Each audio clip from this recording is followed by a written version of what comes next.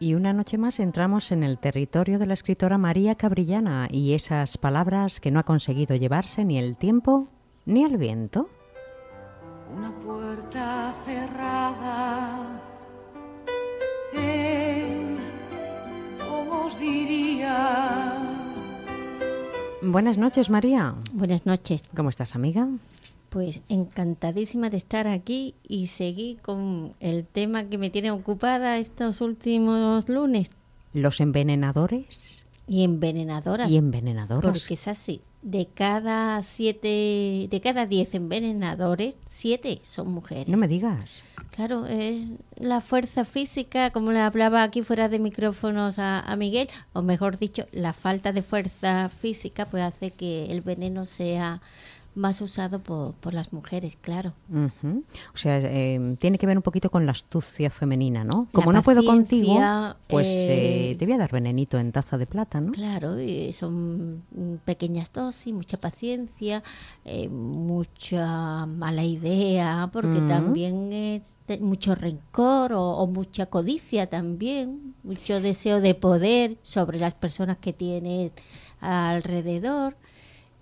Es una mezcla de muchos sentimientos que hacen que vaya o que deriven en una acción tan deplorable e inexcusable como es acabar con la vida de alguien que tienes cerca o lejos, claro, simplemente porque te conviene quitártelo de en medio, como fue el caso ya en el siglo XIX, porque llegamos al siglo XIX, en el que Josefa Gómez, también llamada La Perla, porque regentaba una casa de huéspedes con este nombre en Murcia, pues decidió quitarse de en medio a su marido, porque se enamoró de uno de los huéspedes, un señor casado, que tomaba estricnina para aliviarse los males que tenía del estómago.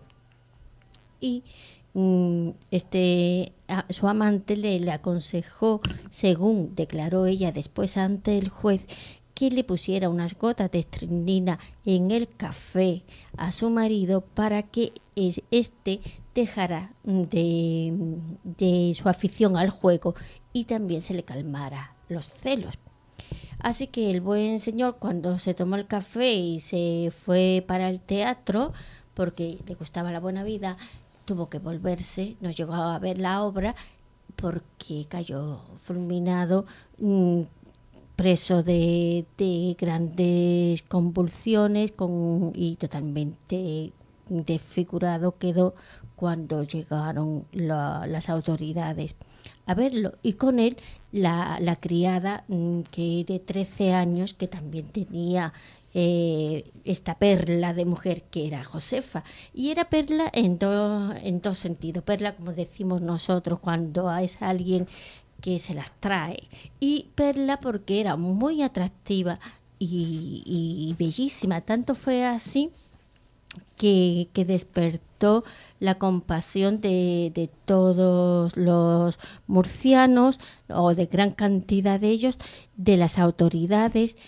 También sirvió el hecho de que al ser ajusticiada y condenada a muerte, sus 2 hijos pequeños se quedaban totalmente desamparados.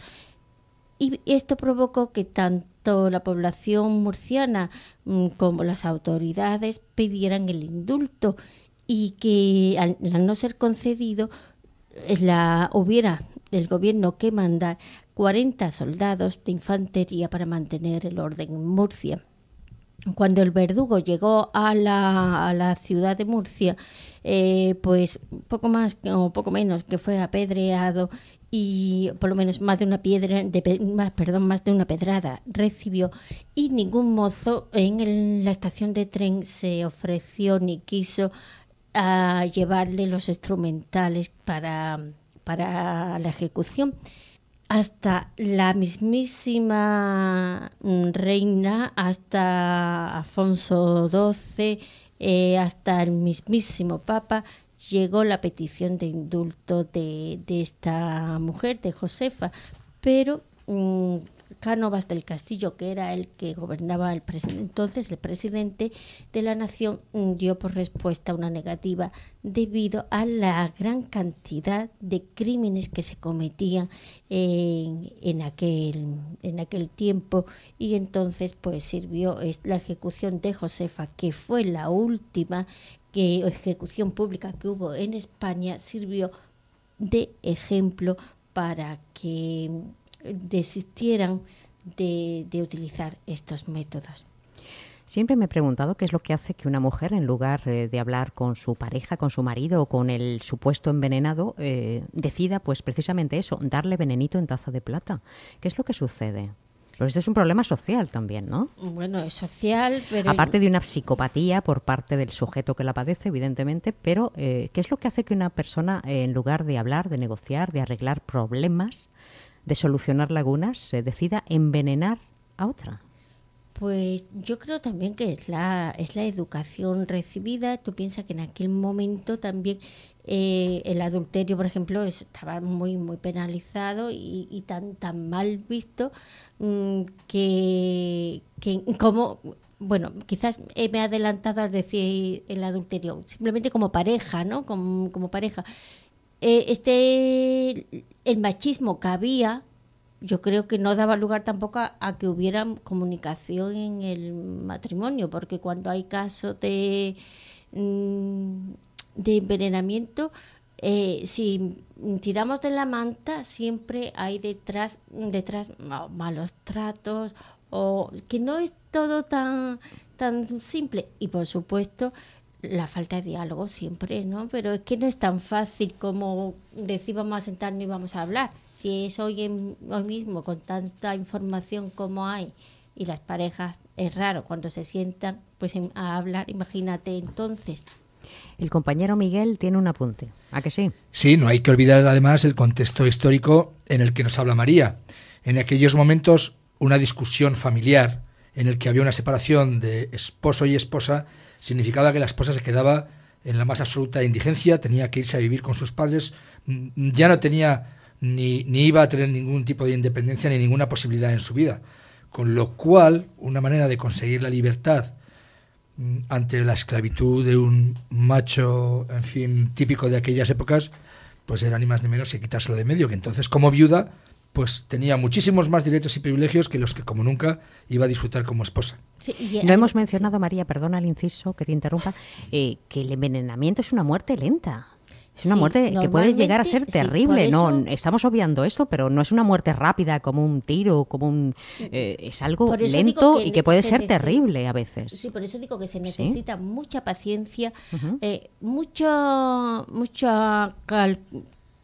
cálculo, digamos, mucha frialdad mental, y también pues mucha codicia, o depende del móvil que te lleve, ¿no? Pero también yo creo que un poco como una carencia de empatía, de ponerse en el lugar del otro, ¿no?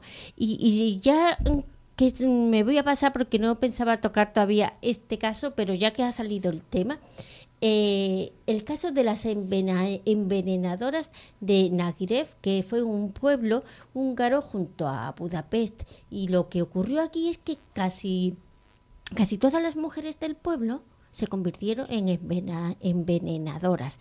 Esto ocurrió a raíz de que en la Primera Guerra Mundial pues los maridos, los hombres del pueblo se fueron a luchar y fueron reclutados para pelear por el Imperio Austrohúngaro. Y cerca del pueblo pues hubo como un campo de prisioneros, pero de prisioneros, digamos, light, o sea, que eran prisioneros que podían salir y visitaban a las mujeres del pueblo. Tanto fue así que se hicieron amantes. Las mujeres, sin los hombres que mandaran, sin el machismo, nadie que le dijera nada, gozaban de una gran libertad y además tenían amantes. Cuando acabó la guerra volvieron los maridos y llegaron pues imponiendo con los malos tratos, las malas maneras, y entonces las mujeres fueron a buscar ayuda, a pedir ayuda a la comadrona del pueblo.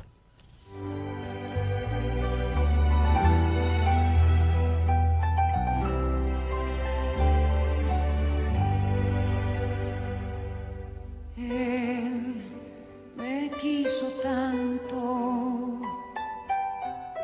y aún sigo enamorada. Y aquí seguimos en La Vida es Bella, 107.6 de la frecuencia modulada, en la radio pública de la ciudad de Marbella. Y aquí seguimos con la escritora María Cabrillana y sus envenenadores y envenenadoras, que había muchas. Apenas tuvimos tiempo de aprenderlas. La comadrona del pueblo, Julia Facecas, que además había sido detenida 10 veces por realizar abortos ilegales, fue la solución para el problema que tenían estas mujeres. Y Julia, junto con la tía Susi, su ayudante, aprovisionaron a las mujeres de un remedio casero de arsénico para que acabaran con los maridos. Arsénico que consiguieron hirviendo las tiras que colocaban en las casas para atrapar a las moscas.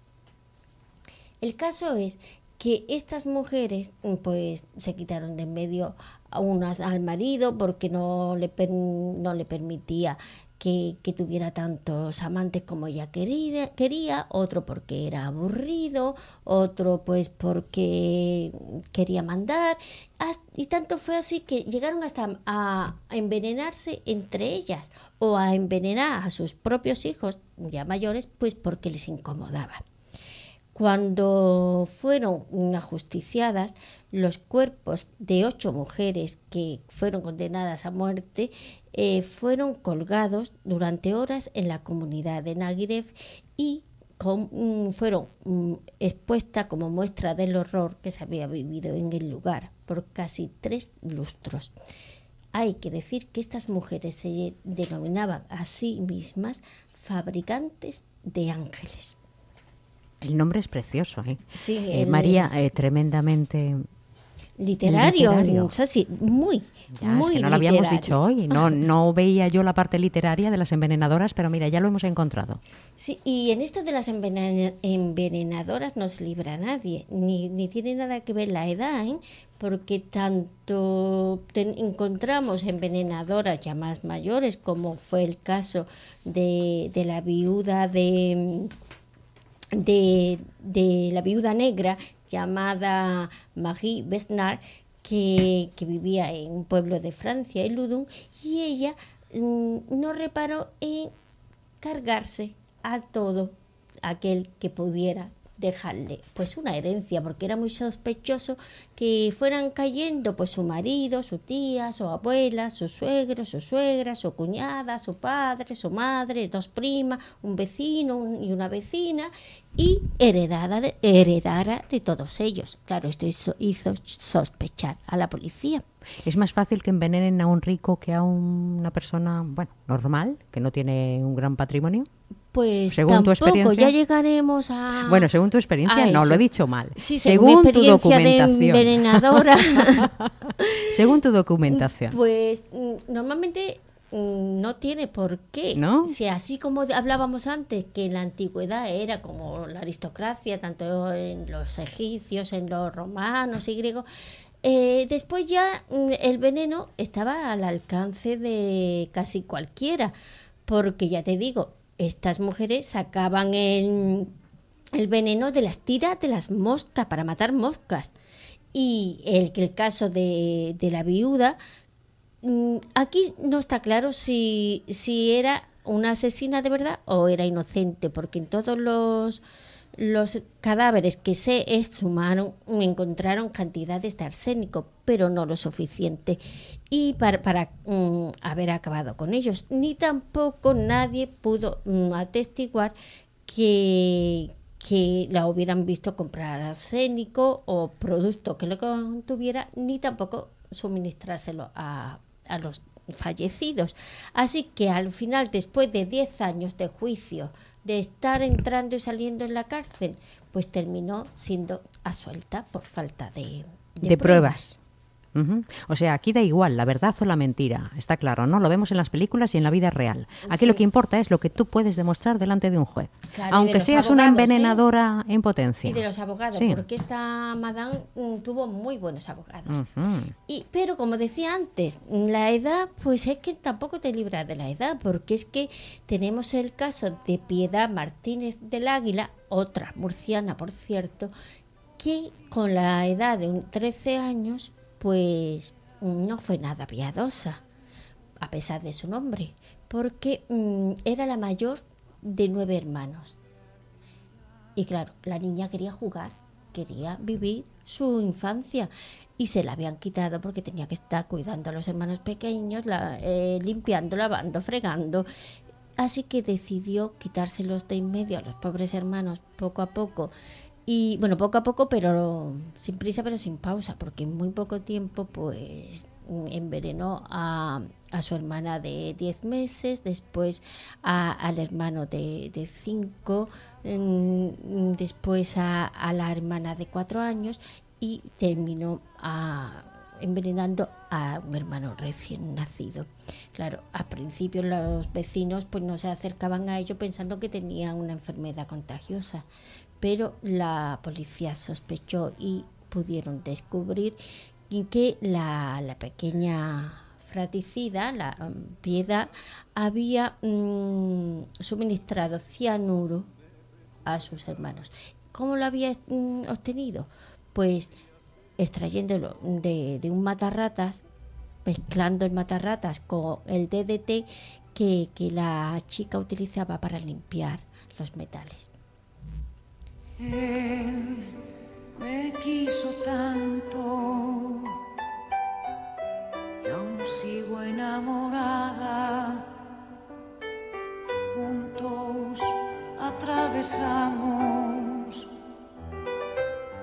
una puerta cerrada. María Cabrillana y los envenenadores y envenenadoras esta noche en La vida es bella, en el espacio, palabras que no se llevan ni el viento ni el tiempo, porque además los envenenadores y las envenenadoras es algo que no ha pasado de moda, sigue existiendo. Bueno, esperemos que no, pero sí que seguirán, porque así tenemos el caso de Gilla Murano, que esta mujer que le gustaba vivir a todo tren y por encima de sus posibilidades, porque le encantaban las ropas de marca y las joyas, pues hizo, o mejor dicho, convenció con su labia a 2 amigas y a una prima para que le prestara dinero con la garantía de un pagaré que ella le firmaba. Claro, nunca llegó a pagar y sí llegó a ofrecerle unas ricas pastas que terminaron con ellas, claro.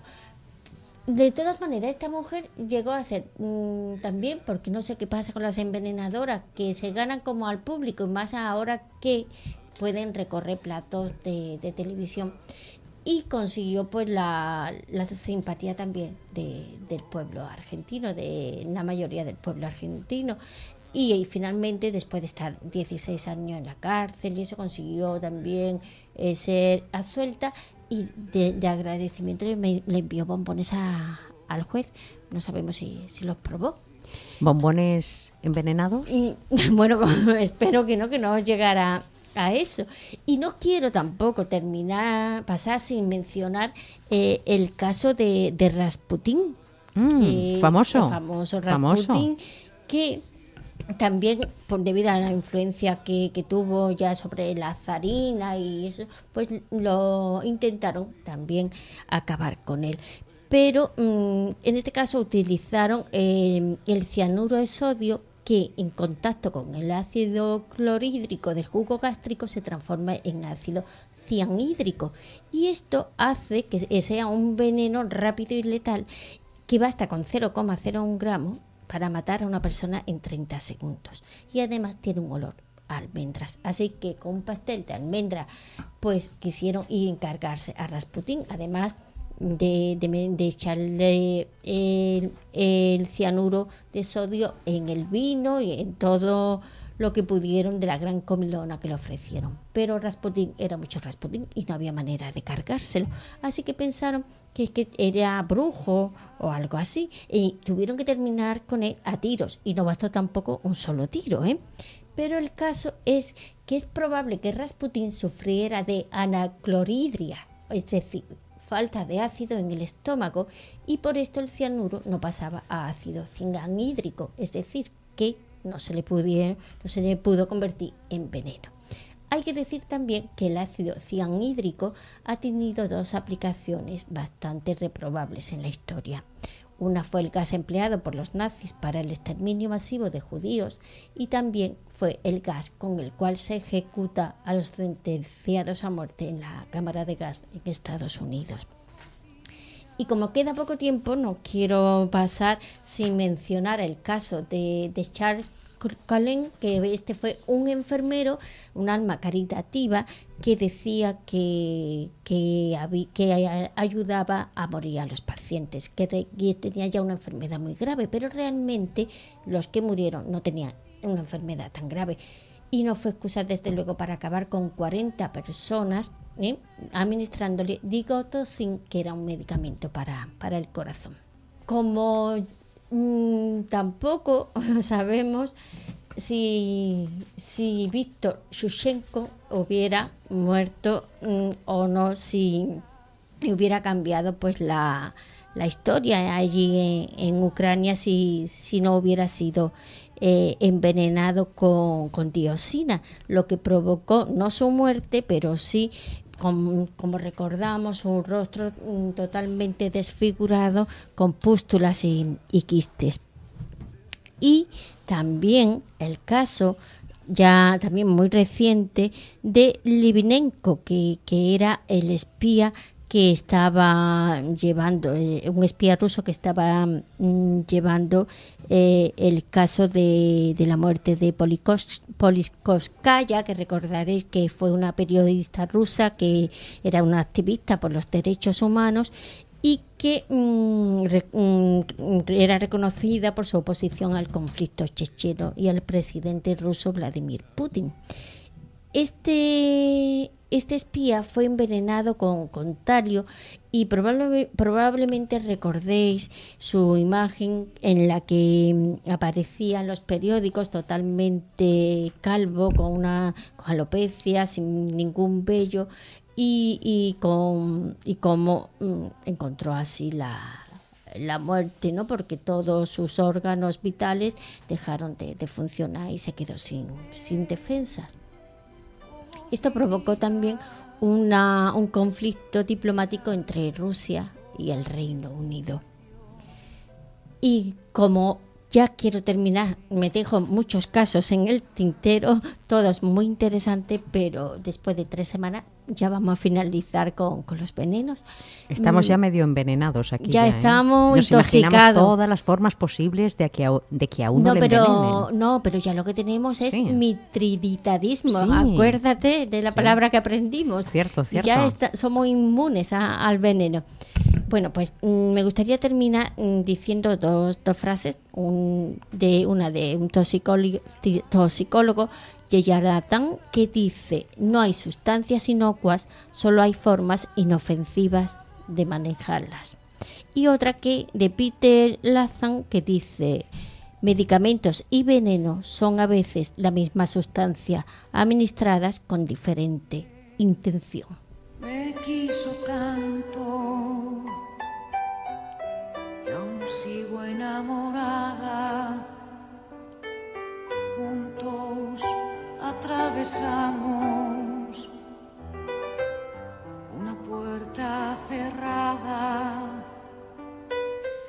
Pues ya lo han escuchado ustedes, el tema de los envenenadores y las envenenadoras es un tema complejo que nunca habíamos tocado en este programa, pero bueno, no hay tema que se nos resista, esto está comprobado con estos magníficos colaboradores de La Vida es Bella, y ya sabemos algo más sobre este tipo de personajes psicopáticos que por una u otra razón deciden quitar de en medio, literalmente hablando, a través de pequeñas dosis de veneno, dadas de forma habitual, ¿no?